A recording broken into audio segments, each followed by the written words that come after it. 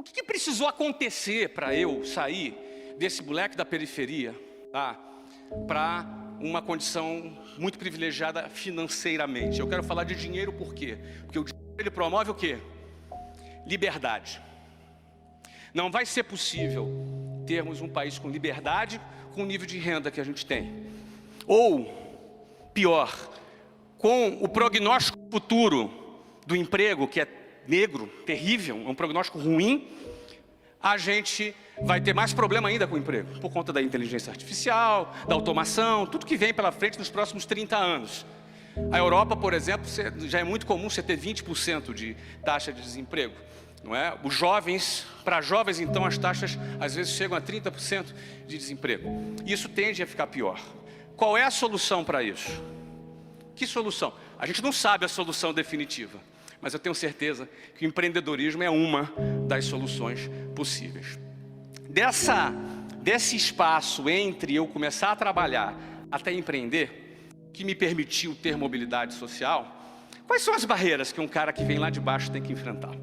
Que barreiras são essas? Em primeiro lugar, uma barreira cultural.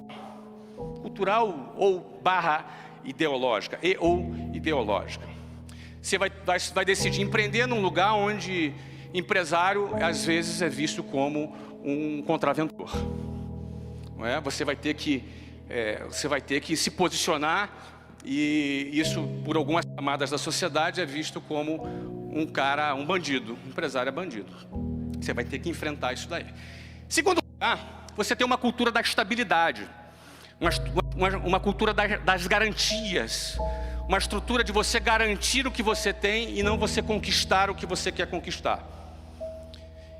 Então não tem jeito, ou você vai trabalhar para garantir, ou você vai trabalhar para não perder, ou você vai trabalhar para ganhar.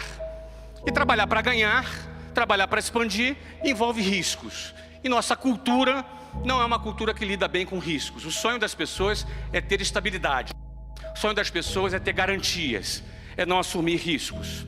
Então você tem que, em primeiro lugar, nadar contra a maré. Primeiro ponto. Segundo ponto, ainda dentro dessa questão da cultura, você vai perceber ali que você tem uma delegacia do consumidor. Vocês já viram falar nisso? Ou seja, é uma coisa de bandido mesmo, né? O consumidor precisa de uma delegacia. É um caso de polícia isso, né? Você percebe? A relação de consumo é tratado como crime. Você tem uma delegacia do consumidor. Você sabe que o espírito da coisa é esse mesmo, não é verdade? Segunda coisa, quando eu fui começar a trabalhar, você tem que lidar com o quê? Você tem que lidar com a CLT. O que é a CLT? CLT é aquela coisa arcaica do século XX, que tira dinheiro do bolso do empregado, para botar no bolso do Estado, através do Fundo de Garantia, que nos últimos 10 anos não remunera sequer a poupança. Você vai botar dinheiro, inclusive, no bolso do patrão. Você empresta dinheiro para ele através do 13º. 13º não é um salário extra. 13º é o quê? São 12 salários divididos por 13. Então você emprestou dinheiro sem juro para o patrão. Muita gente acha que CLT é ruim para o patrão. Patrão não. O patrão é mais qualificado. Ele vai fazer um orçamento. Ele sabe quanto ele vai gastar com aquele empregado. Logo, ele sabe que aquele empregado custa 100. Agora, se tu vai pagar esses 100 como? Bota um pouco aqui no 13º, um pouco no fundo de garantia, um pouco no INSS, um pouco aqui, um pouco ali, e o cara recebe. Aí você combina essas regras da CLT com a questão tributária, aí você vai ver um cara, às vezes, ganhando 10 mil reais por mês, ou 20 mil, ou 30 mil, ele vai receber 60% daquele valor na mão dele. Os outros 40% vai se perder aí entre tributos e entre as outras coisas. Como é que você vai ter mobilidade social com esse tipo de custo? Estou falando do empregado, senhores. Eu tenho na minha rede quase 10 mil funcionários. Então o empresário, ele sabe lidar com isso, ele tem um orçamento, ele trabalha de forma qualificada. O cara que quer sair do andar de baixo e quer para o andar de cima, ele precisa de dinheiro no bolso dele. Concorda comigo? Então ele vai ter que enfrentar isso. Que outra coisa o cara vai ter que enfrentar? Eu, por exemplo, gastava 4 horas e meia em transportes públicos por dia.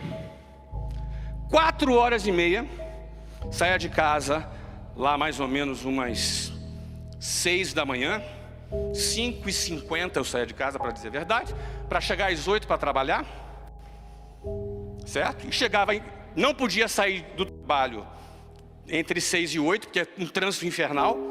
Então tinha que sair depois das 8, 8h30. Chegava em casa às 10h30 da noite. Gastava 4h30 no trânsito por dia. E não é só o tempo. Em que situação o cara da periferia gasta isso? Amassado. É ou não é? Quem anda de ônibus cheio? Tem alguém aqui? Ah, tem uns caras corajosos aí, levantou a mão. Tem outros que ficaram com vergonha e não levantaram. O cara chega amassado, assaltado. Quanta coisa você vê em 2h30 de viagem?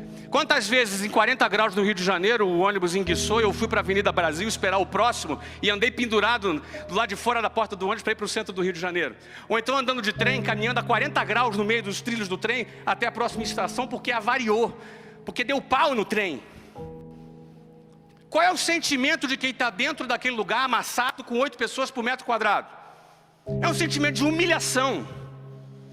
É um sentimento de humilhação. Simples assim, de descaso, de abandono, para aqueles que de 4 em 4 anos aparecem com uma notícia boa. Então é isso, essa é a realidade de quem vive na periferia. E como é que esse cara, já tendo que lidar com essa situação, vai ter que lidar com a sua autoestima para poder lutar nessa selva para ter mobilidade social? Eu chegava lá na empresa às 8 horas da manhã, chegava o Antônio. Vocês sabem quem é o Antônio? O Antônio era o meu colega de trabalho que morava no Leblon. Ele chegava cheirosinho, bonitinho, com aquele terno bacana, e eu só tinha uma gravata e uma calça, e a camisa eu tinha, para não repetir, eu tinha uma branca e uma rosa. Aí eu botava um dia branca, outro dia rosa. Não é verdade? Chegava lá o Antônio. O Antônio chegava lá, descansadinho, 7h30 da manhã, estava tomando café da manhã. E eu já estava 1h30 no ônibus já. E aí ele chegou para trabalhar, para fazer o mesmo trabalho que eu. Só que acontece o seguinte: qual é a chance que tem esse cara? 2, cair na conversa mole do vitimismo. Essa é a primeira possibilidade. É uma armadilha muito fácil do cara cair. Cair na armadilha do vitimismo. Eu sou vítima da sociedade. Isso é injusto. É mesmo.